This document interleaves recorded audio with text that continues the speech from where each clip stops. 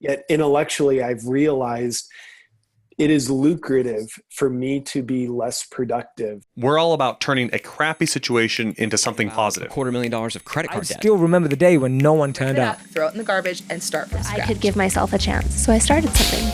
I mean, I think that counts as from poop to gold. Our sponsor for this episode is our 14-day video script challenge. Yes, we are sponsoring our own show. Yes, we are.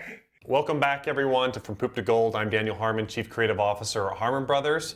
My guest today is JP Sears. Welcome, JP. Hey, Daniel, thank you. I appreciate you having me. Thanks for coming on. JP is a legend on YouTube and on Facebook. He does a bunch of really funny comedy videos about being ultra spiritual.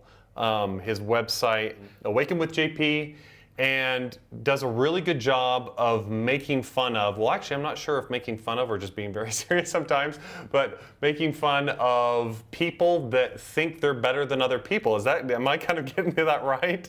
Like whatever category that falls into? I think that's true, whatever category that falls into. And by the way, I think that's all categories. I think it's portraying the nature of the human ego. And if you're part of the human condition, then I think that applies to you, definitely including me. For sure.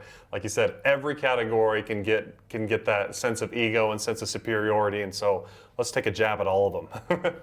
Exactly. Very cool. So give me, if you will, well, first off, what videos have blown up the most for you? What have been your most popular pieces? Yeah, the most viewed video is one I did several years ago. Man, it might even be 4 years ago at this point. It's called "If Meat Eaters Acted Like Vegans," and across Facebook, where it's been uploaded a few different times on different pages, including mine, and YouTube. I believe that one alone has well over 200 million views.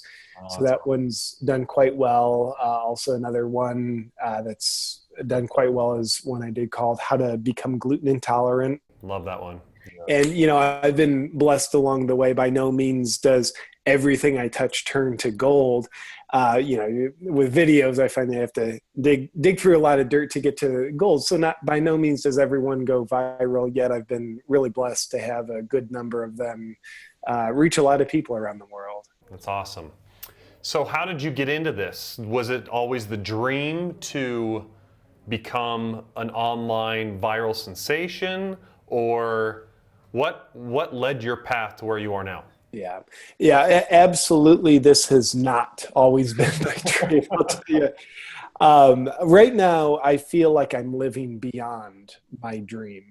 And I say that like just the work I do, it's so fulfilling, it's creative. I get to express myself in a way that amuses me and somehow it amuses other people. So, man, it might have been limiting beliefs, but I never dreamt work could be this satisfying. So up until 5 years ago, I had been doing life coaching, working with people, helping them work through their, emotional challenges, self-sabotage, old pain that's holding them back, which in its own right, it was really great work. It was fulfilling in its own right. It was wonderful. But during that time, like the first 13, 14 years of my career, I was always telling myself it would be a bad idea to let my sense of humor out publicly, professionally, because it would discredit me as a life coach, kind of a spiritual guy. I need to be serious.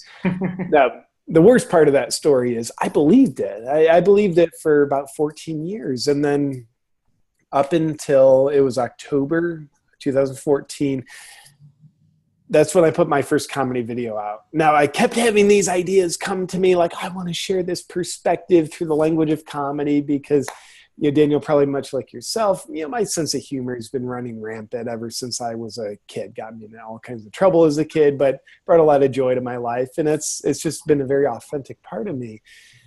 So that authentic part of me kept coming, like having these ideas, like, let's do this video. But then the stupid self-talk was like, no, bad for business. But eventually it was October 2014. I said, all right, let me make this video.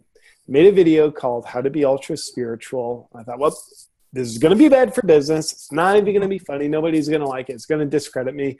But I got to make the darn thing because I just kept having this urge. So I made the video, and oddly enough, it turned out to open a door that it's transformed my career, and it's honestly transformed my life.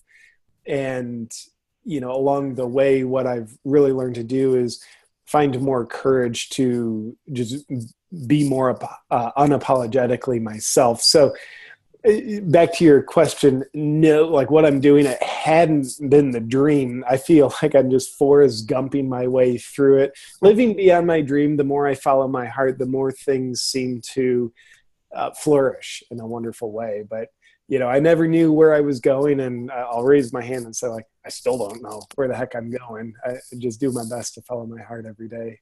Well, that's really kind of cool to hear that you as a life coach were actually self-sabotaging as well. Yeah, for sure. Well, I guess what comes to mind is, did you have a coach of your own? I know that happens a lot when you have people that are coaching other people. They'll have their own mentors and their own coaches that they have accountability with, that they're working through things. Like all of us have crap, right? So much of it but going on between our ears is just nonsense, right? About what we can do, how much we cut ourselves down compared to what we could build ourselves up to be, that kind of thing. So it's just really interesting to see all the negativity and stuff that flowed through you before you kind of jumped to that, like taking that risk and that decision. Can you step me through that a little bit? Yeah. So, and you're right. Yes, I did have my own coach, multiple coaches.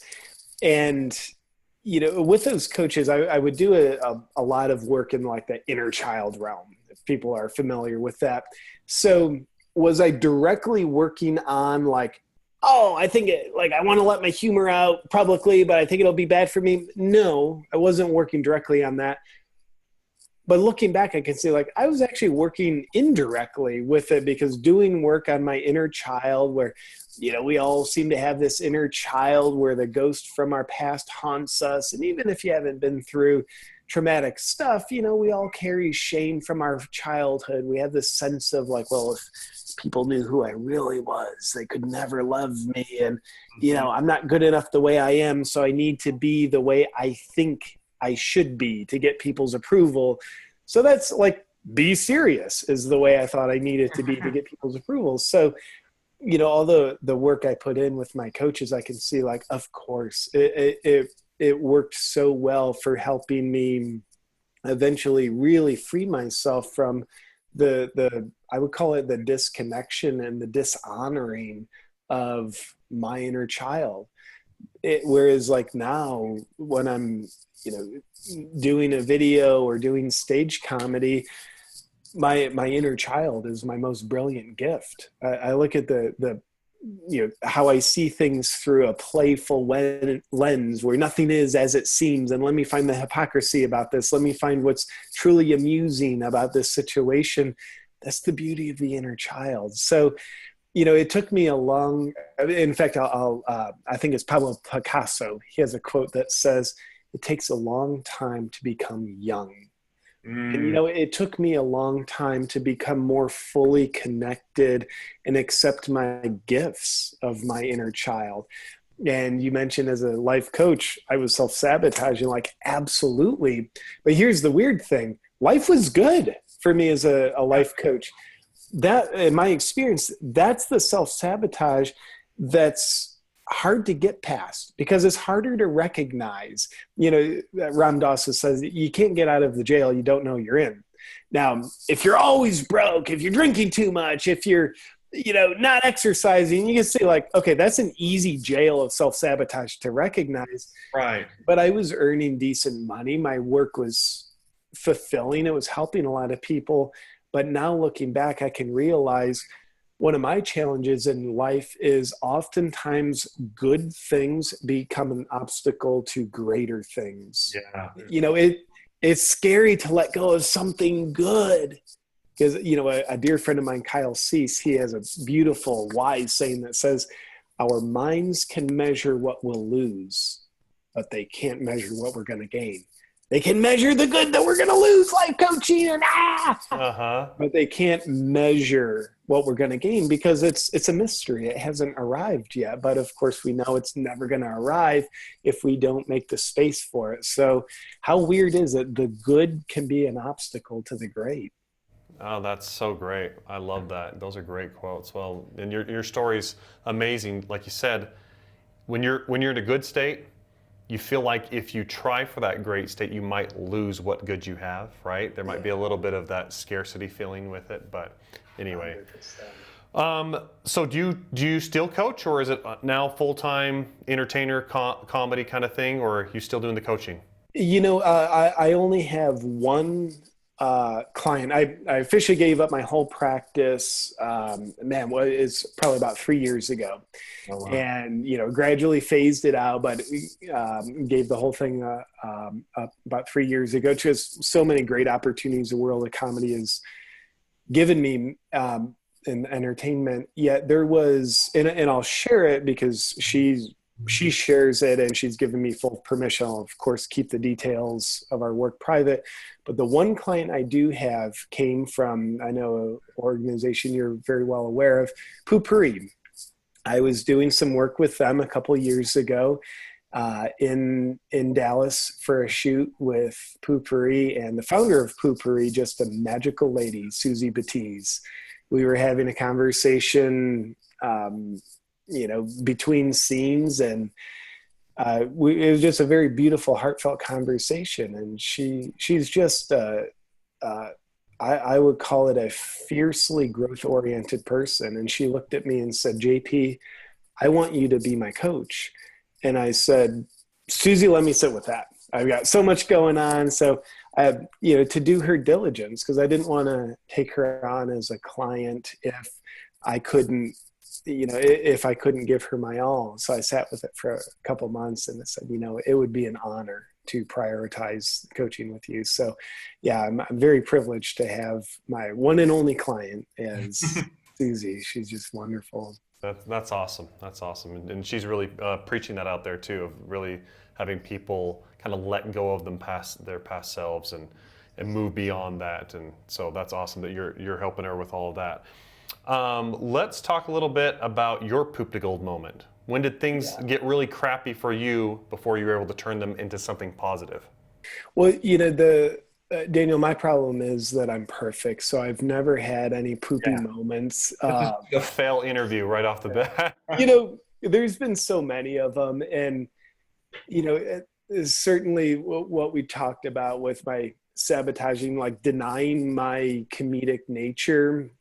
I think that certainly qualifies, but I want to share another one it was more intense, more dramatic, more acute. About 3 years ago, I was in Costa Rica. It was shortly after my wife and I had met, and she was living down there at the time. So I go down to Costa Rica, and, we'd been dating for a little while. So I'm going to be down there for the entire summer, about 3 months. And a week into my visit, I'm thinking like, okay, Costa Rica, unique place. Everybody says Pura Vida, but it's like, there's some garbage going on here too. We portray that in a funny video about Costa Rica. Turns out Costa Ricans didn't think my video was very funny. So it was the very next day after the video was published. My wife and I, fiance at the time, we were walking to a coffee shop, and I started getting harassed on the streets, like yelled at from the locals. And, some of it was in English, some of it was a language barrier, but I'm like, what the heck is going on here? And it really quickly, I connected like, okay, there's something about the video, like, I thought it was just like a fun, like satire about Costa Rica. And then that day, the video was all over their national news. It was all over their national news for an entire week. They were discussing the video in their national assembly. They were seeing it as a threat to tourism. Oh my gosh. In the video, I wasn't highlighting the beauty of Costa Rica. I was highlighting the, satirical, like the underbelly of it, like what's not good here. Mm-hmm. And that was the one and only video that I ever made and deleted off YouTube. Oh, wow. And it was a real struggle. And I'll talk about how poopy it got in a second, but part of the struggle was like, all right, this is my art. Like, never will I like delete my art or my voice. I will not silence myself for anybody. But as I sat with that, and certainly not everybody in the country was offended. I was getting messages like, "Hey, that's pretty funny, JP. I'm sorry people are, not taking it well." But there were also plenty of death threats coming in. But it was just normally I put out a comedy video and whatever, 1% of people get offended. Is human, is just 2020 nature. But this was way higher than that. So as I sat with it and by the way, and I had to stay in the house. Like I couldn't leave for, it was several weeks because it was just like getting harassed on the streets. It was, yeah. You have an iconic look. It's not like they can't pick you out of a crowd in Costa Rica. White dude, long red hair, you're right. Yeah. It's hard to hide. It was the most uncomfortable experience I can ever remember going through. But here's what happened. I was sitting with, my assistant saying, JP, just delete the video, protect yourself. Mm-hmm. But I didn't want to just delete it to people, please.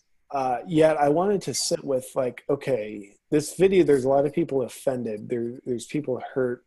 And as I sat with myself about it, I realized I wasn't coming from a good place with the video. Like, first off, I get it. A dude from first world America coming into kind of a second, third world-ish country. I get there's a cultural difference. Of course, the humor is going to not match up and it's going to look like a condescending thing. But also, it was humbling to realize I missed the mark. People received it differently than I intended.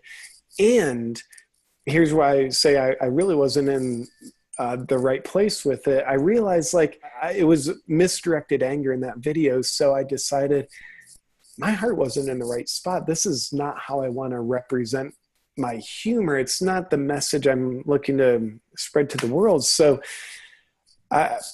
it was, the gold was owning I was wrong. Mm.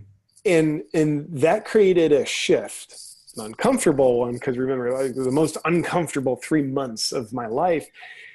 But after that, my heart I've just been way more calibrated into my heart with my comedy, where I know I want my comedy to be something that ultimately uplifts people. Yeah, I'll highlight some uncomfortable stuff, the egoic nature we have in different topics and themes, yet I'm so dialed into where I'm coming from with the video. And sometimes I'll have an idea for a video and it's like, nope, JP, you want to make that relationship video because you're stuffing stuff down inside instead of talking to your wife about it. So let me talk to my wife, get clear, get right there. So, that was a very crappy experience that was very valuable for me, that it's giving me gifts and positive influence to this day, several years later. Wow, that's awesome. Tell me a little bit about that shift that happened when you went from, because it sounds like you went from a little bit of an inward focus just to an outward, in the way that you were approaching the situation. But how did that feel when you actually were able to be, enlightened, for lack of a better term, when the light bulb went off of, I can think of this differently? Describe that emotion to me of shifting from, no, I don't want to delete it, I don't want, I'm not the problem here, or whatever it was, to, changing that mindset. What did that feel like? It felt, I would say, I pierced the membrane. I was, just lack of a better term, I was in the arrogance zone, and I pierced through it, and I was in a humble zone then. Okay. And honestly, I felt shame. Man, I was blind. I was really, arrogant. And how could I be so inconsiderate? So even that, like that breakthrough, it didn't feel good. It actually felt worse. Yeah. And yet it was, that's where the medicine was. And I could have stayed in the zone of arrogance and like, no, it's my video. And, it's just funny. And if you guys can't laugh about it, then just go get offended by whatever you want. I could have done that, but that just would have been a mechanism to avoid the intense discomfort on the other side of the membrane that's closer to my heart. Like, oh man, like, and I would call it healthy shame. We all know toxic shame, but there's also healthy shame where we do something that isn't in our best interest. It doesn't represent our best self, and it doesn't contribute to the world around us. So we feel this really uncomfortable, healthy shame. And it's good that it feels bad because it helps teach us a better way that serves us better and represents us better and contributes to the world around us better. So yeah, it is a crappy feeling moment of realization when I'm like, I was wrong. Yeah. Oh man. Well, thank you for sharing that.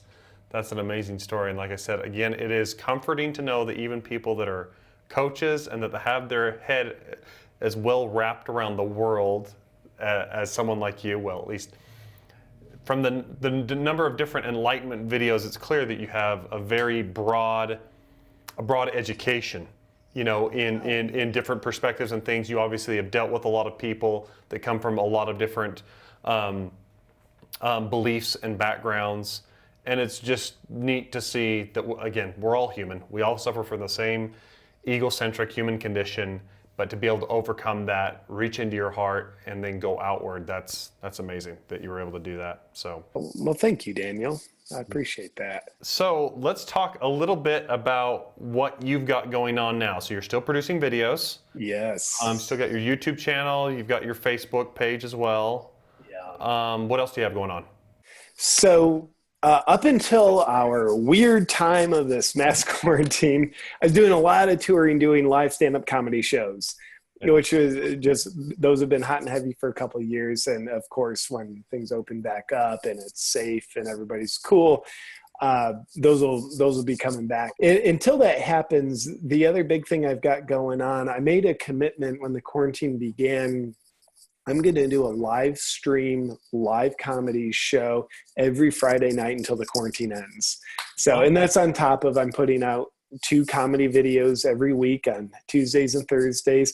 I'm also producing a live stream comedy show. I want to give people a night out while they're stuck in their own homes. So hopefully that won't be for long. I mean, I'm enjoying the shows, but hopefully people won't have to be stuck forever. So, that's taking up a lot of focus throughout the week, preparing the show, putting it together, and then implementing it on Friday nights. So I've got that going on. And then aside from that, doing my best to be the best husband I can be, and even look up at the sky and enjoy myself here and there. That's great. Do you have anyone that helps you write, or is it all you?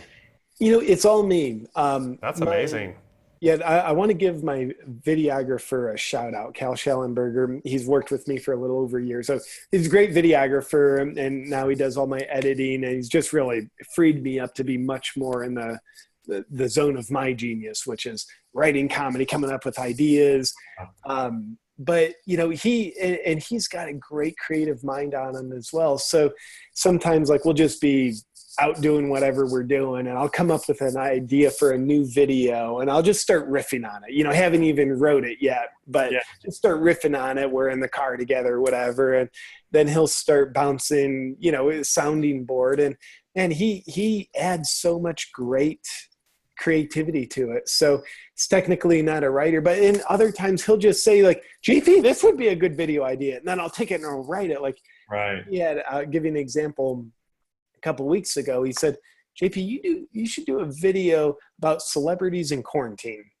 And, as kind of doing a parody on the celebrities who are in their mansions telling us little people how to live. You got to stay in your homes. Yeah. So we did that, and that video on Facebook has gotten over 1 million views. I think Awesome. YouTube's 600,000, and it's like that was his idea. It's like what a super relatable. Yeah. I got to give Cal a shout out with that. That's awesome. Well, and he tapped into something really relatable for people. I saw a headline on the Babylon Bee of the celebrities spelling out in the ocean with their yachts. We're all in this together.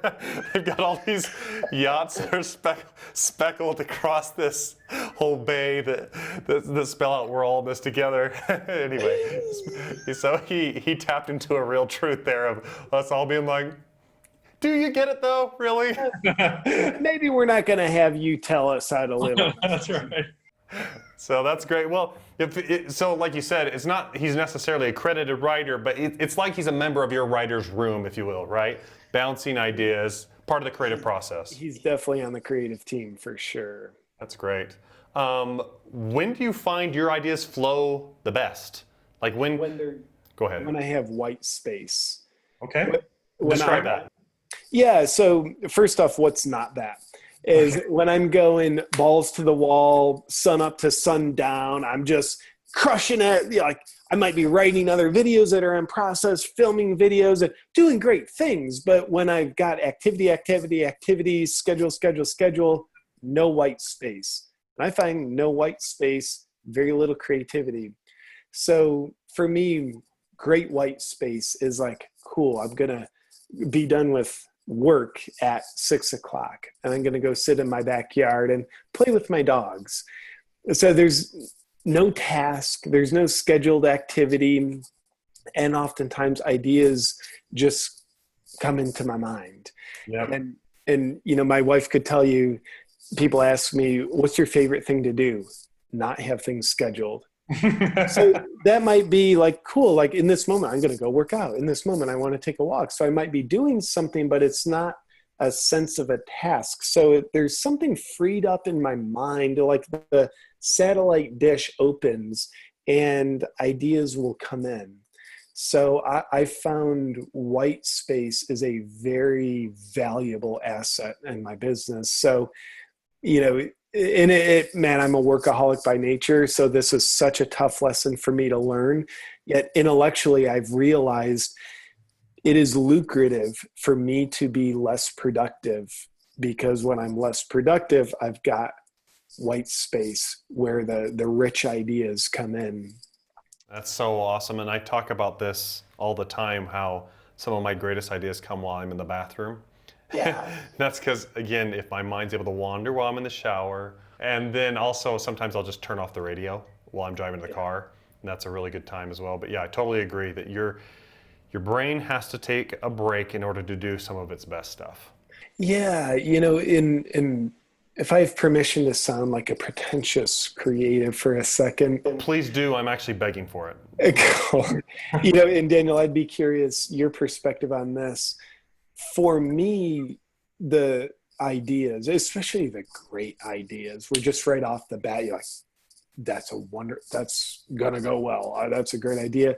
It doesn't feel like my mind comes up with those. It feels like I receive them. So it feels like the ideas are something that they're listened to by like the soft whisper in my ear from the creative muse. Yeah, I could totally relate with that. Yep. Yeah. So that quiet space, and quiet both in the audibly quiet, like, yep, I've had to stop listening to as many podcasts because I need literal quiet, and I need the quietness of activity with the doingness, because that allows the listening to happen. It's awesome. Yeah, I love that tip right there, because I find myself jamming my schedule, all my monotonous task schedule things full of, like if I'm washing the dishes, if I'm driving, whatever, I find myself jamming that full of either audiobooks or podcasts. Yeah. And I need to remind myself to often just kind of, wait, it's okay to just work in the garden here for a moment and not have something going into my ear where I'm multitasking, 100%. Man, I'm glad. Thank you for that reflection, because I need to hear this every single day. And, I know some creatives might be different, yet the creatives who are of the same, fingerprint as you and I would just say like the best business advice is nurture the relationship you have with your creative muse. Mm-hmm. I think Stephen Pressfield talks about that in his own way in his book, The War of Art. Awesome. Speaking of books, you've got a book. It is called How to Be Ultra Spiritual. 12 and a half steps to what is it again? To 12 and a half steps to spiritual superiority. There you go. Anyway, that's on Amazon. You guys for sure should check that out, but that's going to be a really good read for you. Awesome. Well, I really appreciate your time. It's been a really enlightening conversation. I mean that both tongue-in-cheek and seriously.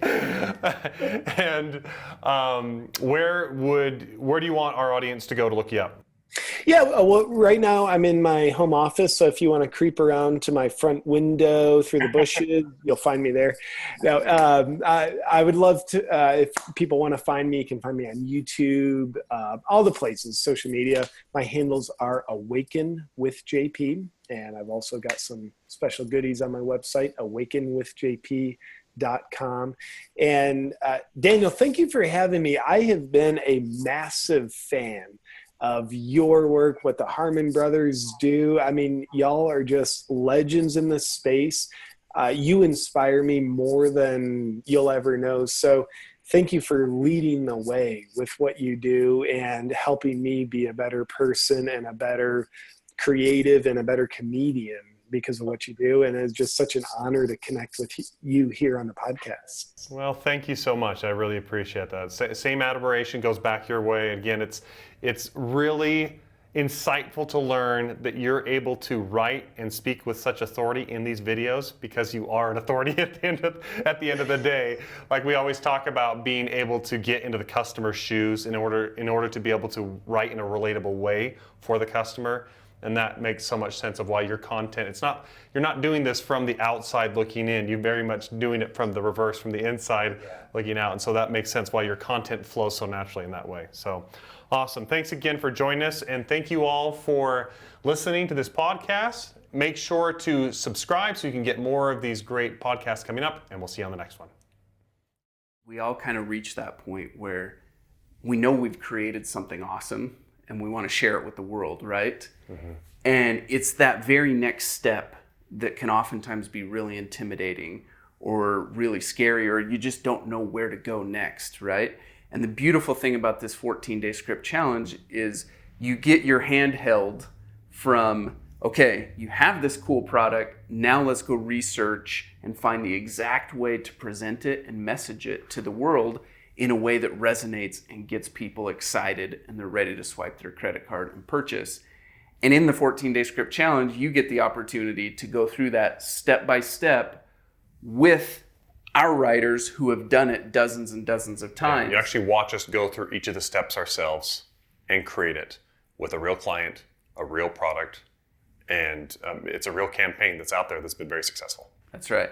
And the feedback that we've had on this thing has just been phenomenal. I mean, we get comment after comment and emails flowing in from people all over the world who have just raved about the impact that this has had on their business.